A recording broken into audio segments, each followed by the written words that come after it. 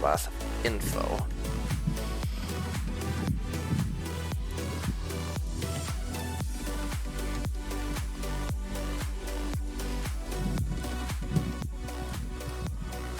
And in each, it's one label and one input.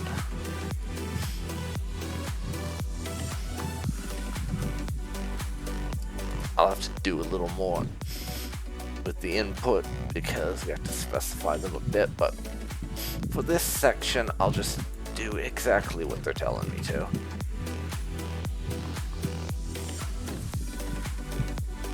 Like so. Important to link to the corresponding label. Also that, which is done with the for attribute. So, and the ID of the input. Label, label, label.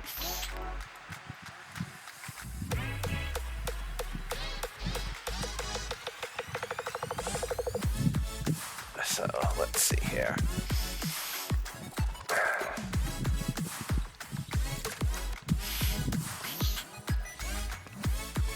If the label appropriate for elements.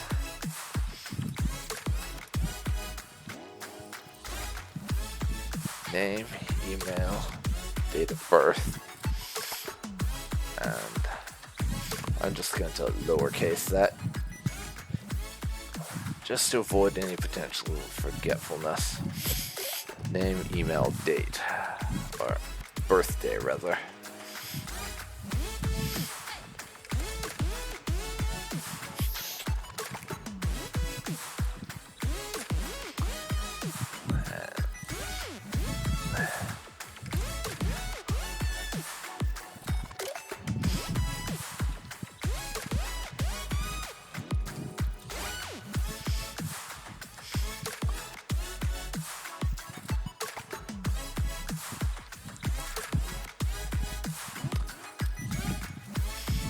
There we go.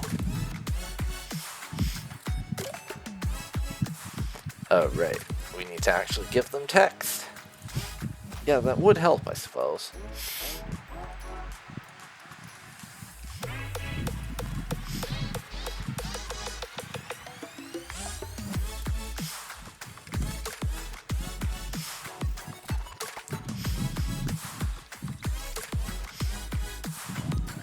There we go.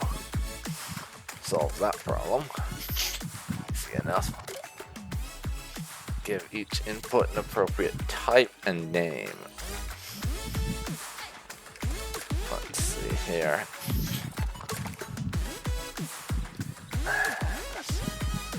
Text. There are actually quite a few types, and I'll go into that more in later projects. There is an email type, and I think there's a date type. Let me actually look that up. HTML input types. Yeah, date. And you can see right there the types we got to work with.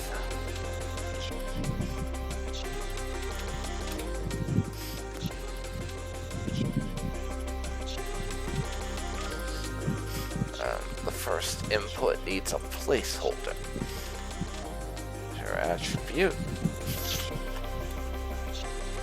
which I always do like this. For the name, my placeholder will literally be name.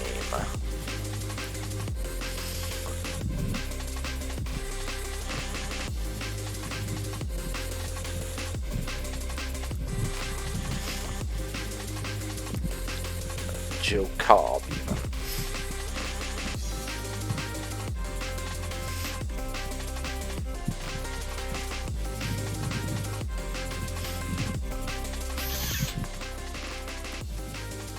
Or just Joe.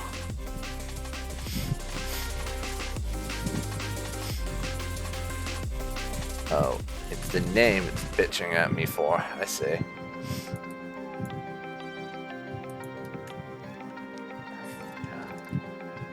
Forgot to give it names as well.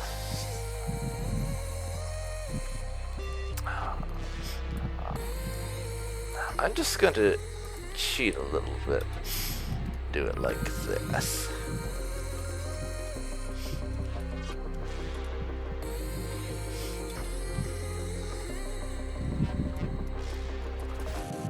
There we go.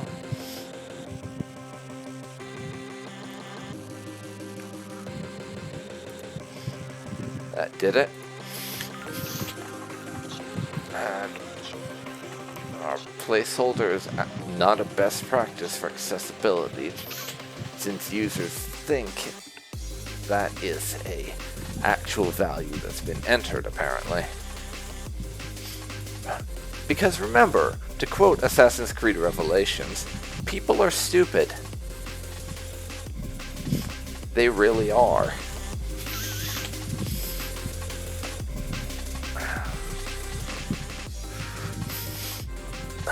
Also, to reuse one of my favorite quotes of all time, think of how stupid the average person is. Then remember that half of them are stupider than that. I mean, you can't say it's untrue.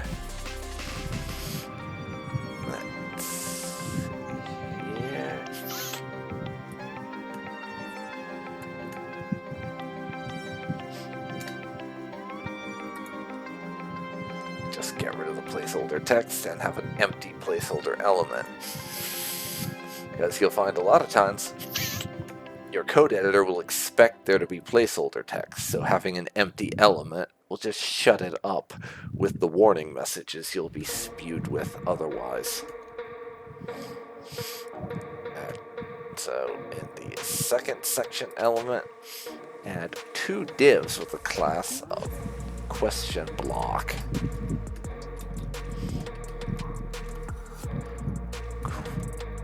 So question block.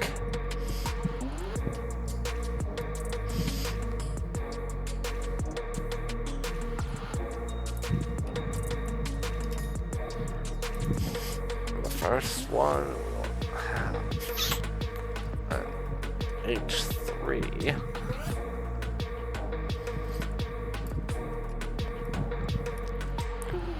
One and field set with a class of question.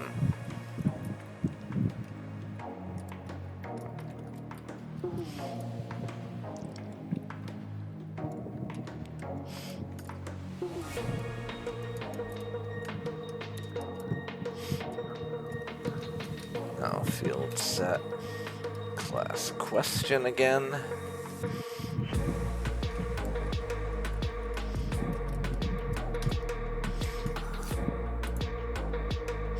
And that did it. Unfortunately, our numbers are not descriptive enough, especially for people with visual impairments, so we're going to add some screen reader text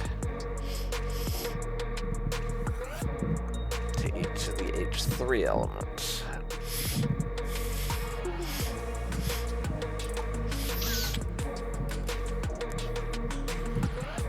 And class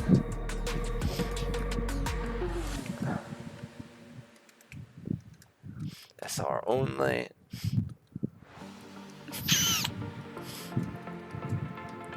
All right.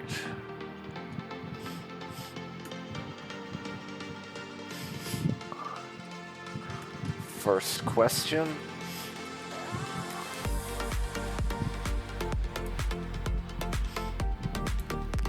And second question. That did it.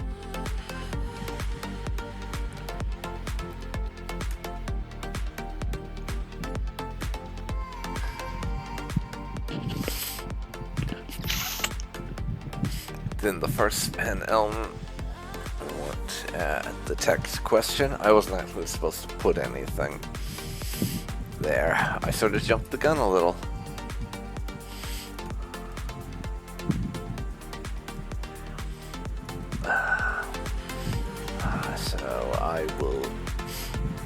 their thing now.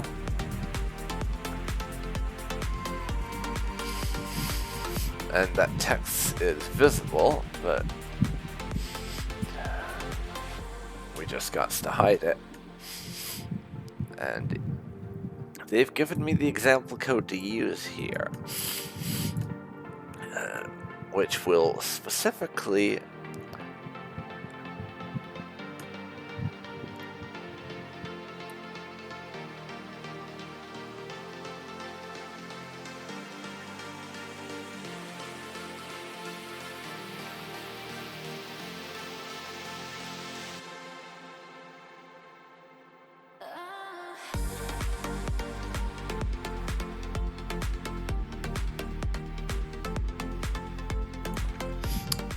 sorry about that, had to sneeze.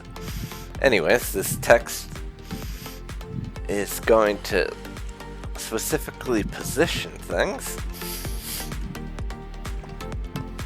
so only our screen reader can see that text. As you see, it is visibly gone to us. But if we looked in the inspector, or were using a screen reader, it would be there. Now for some true-false questions in our field sets.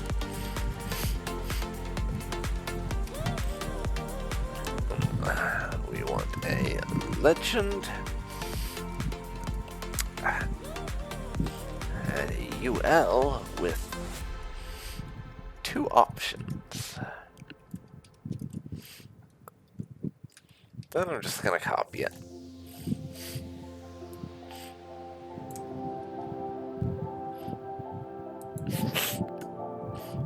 Inside of the field sets.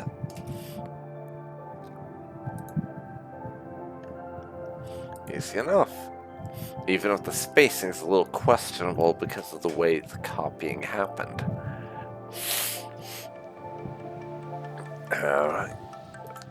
If the field set's an adequate name to differentiate them from each other.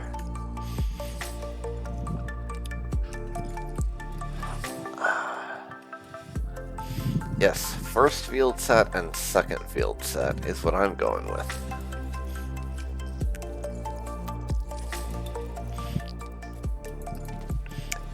If this was an actual project I was doing professionally, I would do nothing of the sort.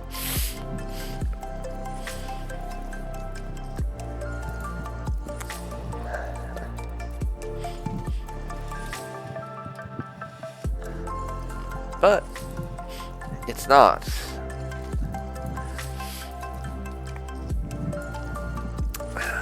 And I don't really have any context for a reason why I would spend time coming up with a proper name.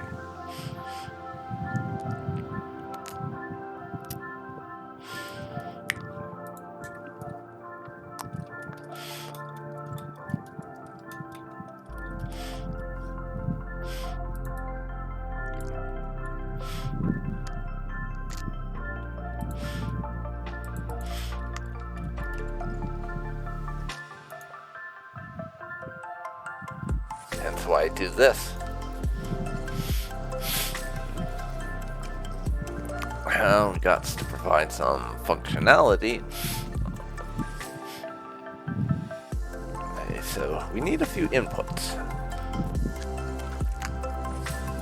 Within each list element, we will nest one label and an input inside of that.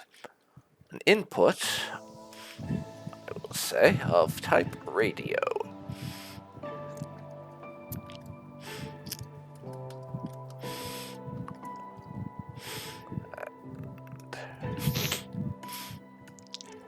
We do that for every single list element.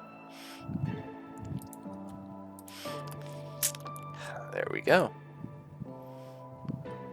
That did it.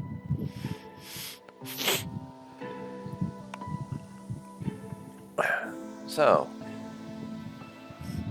add an ID to your radio input.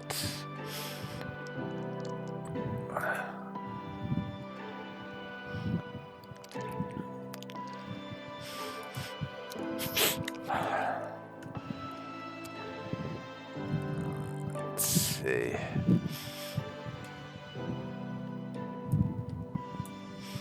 Just take that and go up per.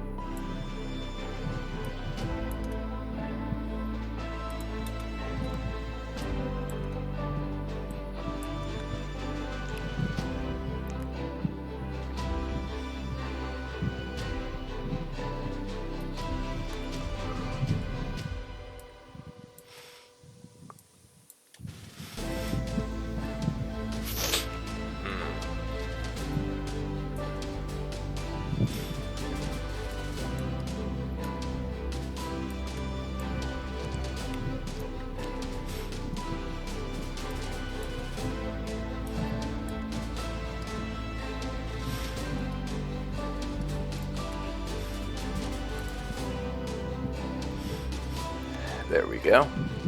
Nice and easy. On we go.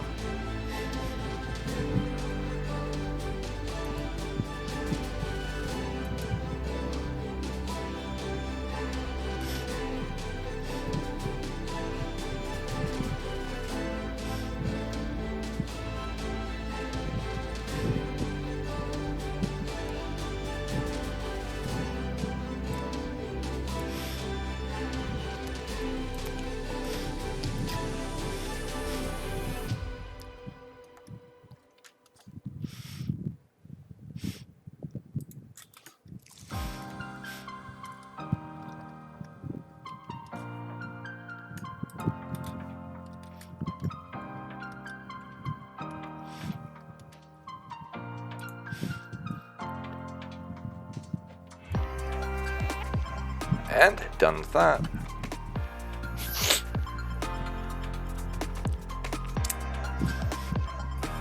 So, label elements for the text.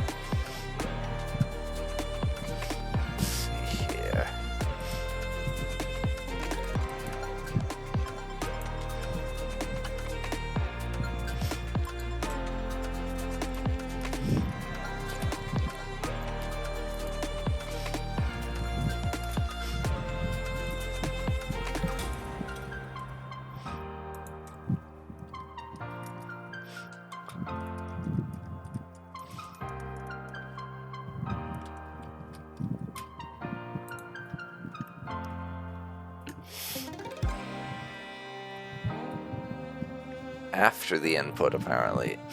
Not before. Okay.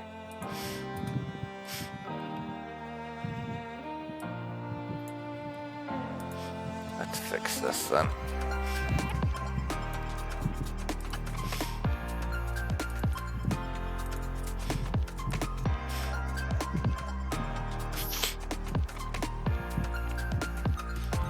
Put a value matching label text content.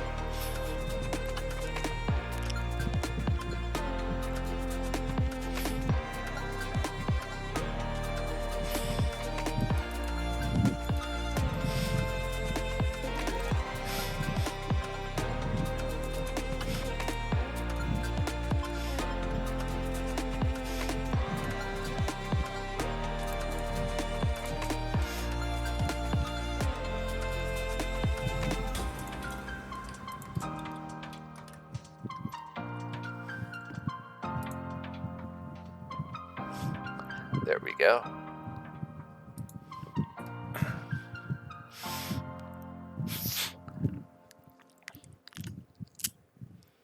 Still have one problem.